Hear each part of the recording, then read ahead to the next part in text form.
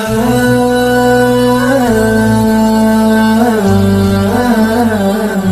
اللہ الرحمن الرحیم۔ شب قدر کی رات جس کو نصیب ہو جائے وہ بڑا ایک خوش نصیب انسان ہے، بڑا باسعادت انسان ہوتا ہے، عظمتوں والا اور بختوں والا ہوتا ہے جس کو یہ رات نصیب ہو جاتی ہے۔ یہ رات جس کو قرآن کریم نے کہا انا انزلناہ فی لیلۃ القدر وما ادراک ما لیلۃ القدر لیلۃ القدر خیر من الف شہر، 1000 مہینوں سے افضل یہ رات ہے، اور اس رات کی عبادت جو ہے یہ 1000 مہینوں سے برابر ہو جاتی ہے، 1000 مہینے کے برابر ہو جاتی ہے۔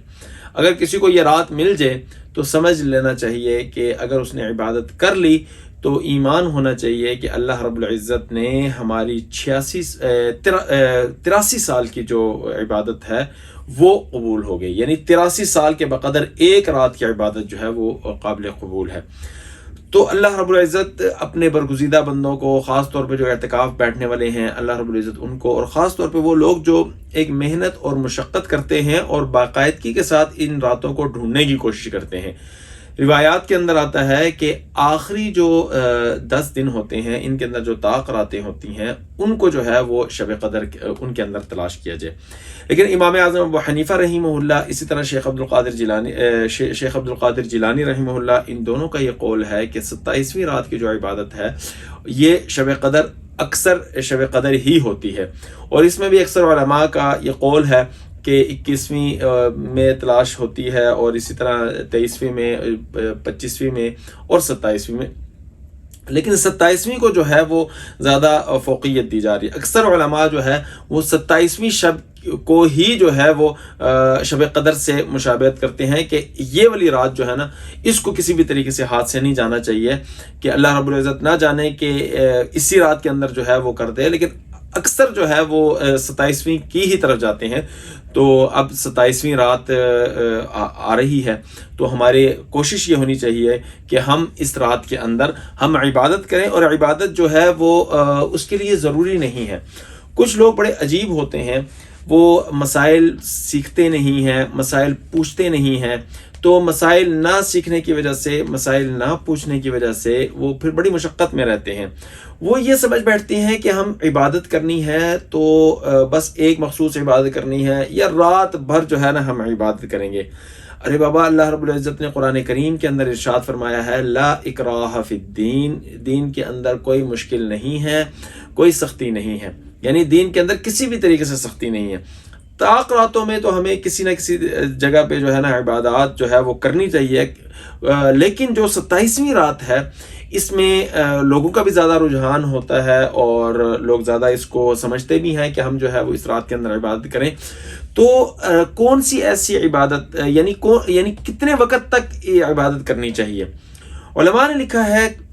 کہ جو طاقت یہ رکھتا ہے کہ میں عبادت کر سکتا ہوں تو اس کو تو یہ چاہیے کہ عشاء کی نماز پڑھتا ہے، عشاء کی نماز پڑھنے کے بعد تراویح پڑھے، تراویح پڑھنے کے بعد جو ہے وہ ذکر اذکار کرے، مسجد کے اندر ہی رہے، اور اسی طرح جو ہے وہ پوری رات عبادت کرتا رہے۔ حدیث کے اندر آتا ہے من قام لیلۃ القدر ایمانا واحتسابا غفر له ما تقدم من ذنبه، جس نے رات بھر کھڑے ہو کر قیام، یعنی قیام کھڑے ہونے کو کہتے ہیں، قیام کیا ایمان کے ساتھ، احتساب کے ساتھ۔ ایمان جو ہے وہ اللہ کو وحدہ لا شریک ماننا، جناب رسول اللہ صلی اللہ علیہ وسلم کو آخری نبی ماننا، اور اسی طرح نیت کا پاک اور صاف ہونا، اللہ کی رضا کے لیے جو ہے وہ عبادت کرنا، اور ساتھ جو ہے وہ یعنی مکمل جو ہے اللہ رب العزت کے جو احکامات ہیں ان پر ایمان لے کر آنا، اللہ کو وحدہ لا شریک یعنی ماننا۔ ان دو چیزوں کو سامنے رکھتے ہوئے اگر اس بندے نے رات بھر عبادت کرتا ہے، اگر اس کے اندر ہمت ہے، طاقت ہے، سکت ہے، تو اس کو چاہیے کہ وہ رات کو کھڑے ہو کر، جیسا من قام، کھڑے ہو کر جو ہے نا وہ عبادت کرے۔ اگر کوئی بندہ کھڑے ہو کر عبادت نہیں کر سکتا تو یہ استحبابی درجہ ہے، کر لیا تو ٹھیک ہے، نہ کیا تو کوئی گناہ نہیں ہے۔ تو اس رات کے اندر کوئی خاص عبادت جو ہے وہ منقول نہیں ہے، کوئی بھی خاص عبادت جو ہے وہ منقول نہیں ہے۔ اس کی وجہ یہ ہے کہ اس رات کے اندر اگر کوئی بندہ قرآن کی تلاوت کرنا چاہتا ہے تو قرآن کی تلاوت کر لے، اگر کوئی بندہ ذکر اذکار کرنا چاہتا ہے تو ذکر اذکار کر لے، اگر کوئی بندہ کلمہ پڑھنا چاہتا ہے تو کلمے کا ورد کر لے، اگر کوئی بندہ استغفار پڑھنا چاہتا ہے تو استغفار کر لے، اگر کوئی بندہ جو ہے وہ آیت کریمہ پڑھنا چاہتا ہے آیت کریمہ پڑھ لے، اگر کوئی بندہ جو ہے وہ کوئی اور دعائیں پڑھنا چاہتا ہے تو وہ دعائیں پڑھ لے۔ اسی طرح کوئی بندہ استخارہ یعنی وہ جس کو کہا جاتا ہے صلاۃ التسبیح پڑھنا چاہتا ہے تو صلاۃ التسبیح پڑھ لے۔